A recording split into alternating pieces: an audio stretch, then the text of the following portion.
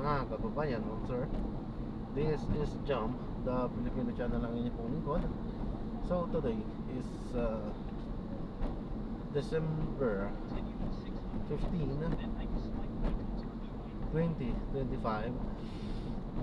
At tayo ngayon ay papunta dyan sa may Avida Towers, Overleaf, sa may Cloverleaf Tower po yan. Dali lang. Doon pala sa kabila tayo mag-e-entra. Ayan. Sa may Cloverleaf, Balingasa po yan. Balintawak, Quezon City. At dadalhin po natin sa may MCO. Issued pa rin yung tip na ito.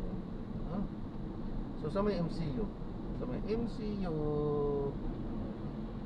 Barangay 84 Morning Race, Caloocan. Okay po, ayan, magbabalik po tayo mamaya konti. Pangako na po natin sila. Disclaimer lamang po, ang content po natin ay kalsada, hindi ang passenger. Kaya nga naman, sakali mo po na may marinig kayo mga pangalan ng lugar, pangalan ng tao, pangalan ng organisasyon, government of private, ganyan ay wala pong kinalaman ng channel nito at wala pong pinapatutunan. Lahat po ng pinag-usapan dito ay pawang dito lamang po yan sa loob at wala pong pinapatutunan sa labas. Okay po, magbabalik po tayo mamaya konti pag nakuha na po natin sila. Samantala, makinig tayo ng mga nagbabagong balita at mga talakayan habang tayo ay papunta doon sa ating pick-up area. Ibalik ang inabiyat na pondo. Nanindigan din ng House panel na posibleng hindi may patupad ng mga proyektong aabot ng 400 billion pesos kung babawasan ang pondo ng kagawaran. Pero depensa ni Gatchalian, umaksyon lang ang Senado sa naripasong construction materials price data ng estimated ng DWH. Nanindigan si Gatchalian sa desisyon na tiginit na maaari pa rin ipatupad ang mga proyekto kung susundin ang budget na itinakda ng Senado. Ang hinihilig na po natin is yung pong ginawa na 45 billion approximately, ibalik po ulit para po ma-implement po ito ng tama. Ang hindi lang po namin kaya po, dahil alam po namin na merong mga overpricing dito sa budget. Tapos pag na-approve po natin, ang diretso yung budget na ng mga corrupt officials, gagawa ang yan ng paraan para magamit. So ano nga, ginusto naman ni Senator Erwin Tulfo ang imbitasyon kay Dizon sa deliberasyon ng PAICAM. Paliwanag ni Gatchalian, maaaring mag-imbita ng resource person sakali may kailangan pang talakayin sa isyu ng budget. Talaga po, bihirang-bihira ang nag-invite ng resource person. Dahil ito ay pag-uusap o pagpupulong po ng dalawang kumpanya. Pero kung mayroon po mga ganitong talagang kakaibang sitwasyon at kailangan po natin maintindihan na mas malalim pa po yung mga issues with the concerns po pwede naman po tayo.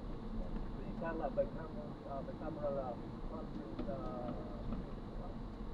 We're already establishing rules na pag may conflicting interest magkakito, pwede na sa ipatawag, magpaliwanag yung sa executive department.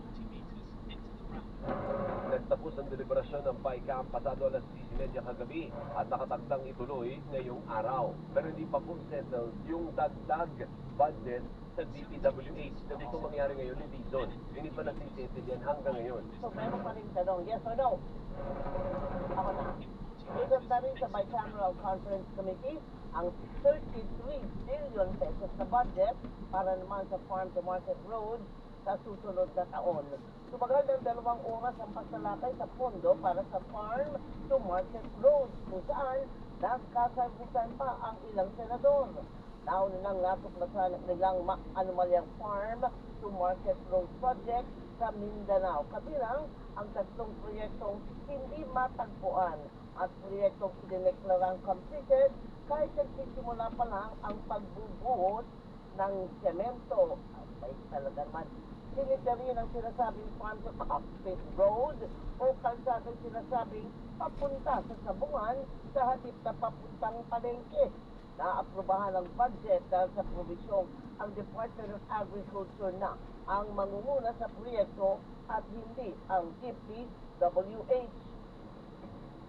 We'll put special provisions that will be additional safeguards such as the transparency portal necessary so that at any given point, at any given time, alam ng tao, ma-check niya nasaan yung project, anong area, anong coordinates niya, and the citizens' participatory audit will likewise be part of the safeguards wherein we will engage citizens groups, individuals who will check and monitor the implementation of this farm to market program.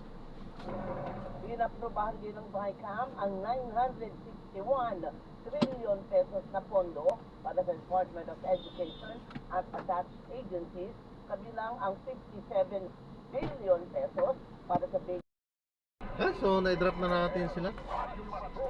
Yung nga lang medyo hindi tayo nakapag-play.